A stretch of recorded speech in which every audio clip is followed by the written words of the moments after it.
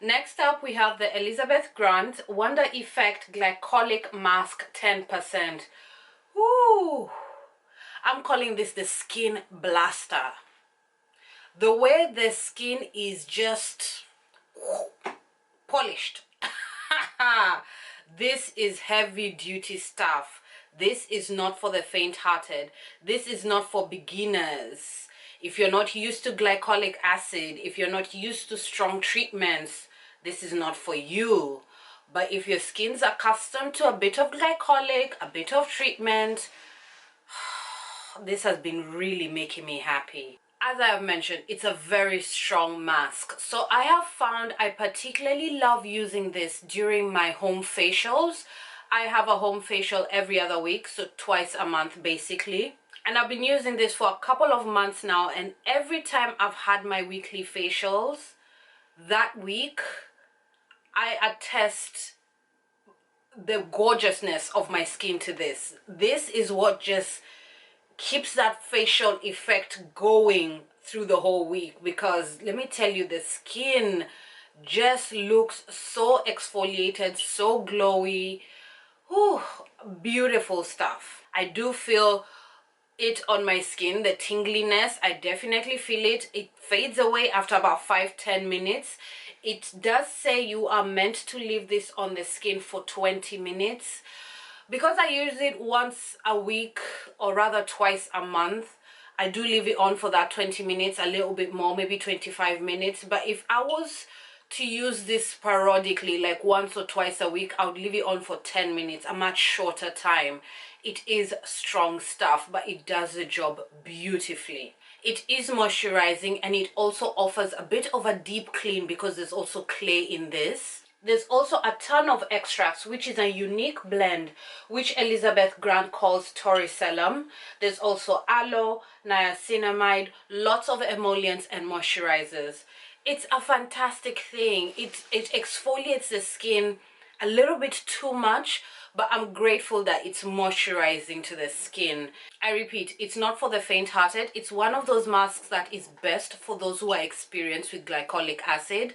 And for people who are looking for that powerhouse product, you know, that product that you just know that you use once in a while and it does the job. Skin blaster. This is kind of random, but it's been making me happy. It's been doing the thing for me. This is the Elizabeth Grant hand and foot cream. I'm a bit of a nerdy beauty lover. I like to do the math. So when it comes to hand creams and foot creams, they tend to be slightly overpriced for what they are. Like size-wise and price-wise, things don't match up, and I don't really like that.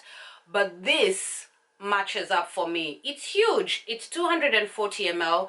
It's somewhere underneath 20 pounds, and it's absolutely fantastic. I found it to be very moisturizing to my feet. I put on a thick layer, then I put on my socks, give myself a couple of hours, and in a few hours I take off my socks and my feet are very, very soft. I also have found like the moisturizing effect does last. Like if I don't moisturize my feet for another day or 2 days, my feet don't immediately turn into Sahara Desert. It's the size for me. Size to price makes a lot of sense. I also love that it is a hand and foot cream. I'm all about multifunctional skincare around here. It's got fantastic ingredients, and ingredients that I usually expect to see in a foot cream. There is glycerin in this. There's urea. Urea is very important in foot care. There's shea butter. There's coconut oil. There's the camphor, and there's aloe as well. There's lots of extracts, alitonin. There's lanolin, another fantastic ingredient to put in foot creams. A bit of dimethicone and panthenol. It really does the job. I really like the cream.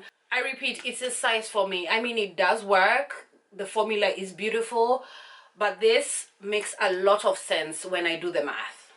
Let's do essentials. This is the BONDI SANDS Face SPF 50. This is really nice. Very moisturizing, no white cast. I know some people absolutely love talking about sunscreen, but that's not really my thing. I find sunscreen to be very boring. But I have recently joined the club of people who like beautiful sunscreens. I get it now. You know, a sunscreen doesn't have to be this laborious, tedious thing that we throw on our face, because that's how I was dealing with it. This is lovely. It's light. It disappears into the skin quickly. It doesn't have a white cast. It behaves beautifully underneath makeup. What more do you need? I got mine at Tesco, by the way, at a fantastic price because of my club card. So keep that in mind. But I know you can also get this everywhere else, Boots, Superdrug, etc, etc. It's true what they say. I know this is a very popular sunscreen. A lot of people have talked about it. A lot of people love it. It is lovely. It really is lovely. It's winter time. Winter time is the time where lip care means everything. And I've been relying on my OG, the lip treatment balm from Nankin. This is a fantastic lip balm, a lip balm I have used for years. It just does the job. It coats my lips beautifully. The ingredients are stunning. My lips are always left soft. It just makes me really happy. It is a little bit spendy, but I think it's worth the money. It's about £15, which technically is a little bit spendy for lip balm, especially if you're used to spending £3, £4, £5. But if you have very dry lips and you have tried many things and you just want to step up your lip care game, definitely check this one out. And the ingredients definitely attest to the fact that this is not just your bog standard lip balm. It truly is a treatment. There is shea in this, there's castor oil, there's olive oil, there's beeswax, there's baobab oil, there's also mint and marigold extract and vitamin E. I will say the mint extract, I have never felt a mint tingly type of situation with this lip balm. So if saying that has raised some alarm bells, I've never really felt any tingling sensation. I will also share a little tip that I have been using this winter, and that is putting on an eye cream as a lip serum on my lips, just to give my lips a little bit more, because my lips really get dry. Like, I really lie on the spectrum of dry lips. So my little hack of using an eye cream as a lip serum, then I come on top with the lip treatment balm, has been really giving me fantastic results. So try that tip. If you find there's an eye cream in your life that you're not really fancying or came into your life as a sample, try using it as a lip serum underneath your lip balm and see if your lip care game gets stepped up just a little bit more. And now category 5. We are going to talk a little bit about fragrance. But before I get into that, I just want to say I am kind of taking a step back from making fragrance content. I just want to enjoy fragrance for myself, and I feel like making content was adding another layer in my fragrance collecting ways. That I'm not saying I'll never make fragrance content. I'm just saying for now, I just want to enjoy my collection for myself and, yeah, live my best life. But I do want to be sharing just a little bit during my skincare highlights. I'm thinking about talking about a fragrance I've absolutely loved for the month, and talking about a fragrance that I may have not loved or surprised me, something that lays on the other side of the spectrum of loving. Yeah? So I have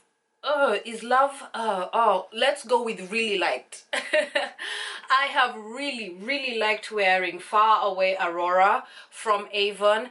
This is like a sweet, creamy vanilla situation, very appropriate for my life. I do spend a lot of time at home. I am a housewife, so easy, comfortable fragrances really have a space in my collection. It's really nice to wear around the house. It's also something I've really enjoyed wearing to bed. It's just a pretty creamy little thing, you know. It's not complicated. It's super affordable. Now, I do remember a time when I wore this and I absolutely loved it. In fact, that was the point I decided I wanted a backup bottle.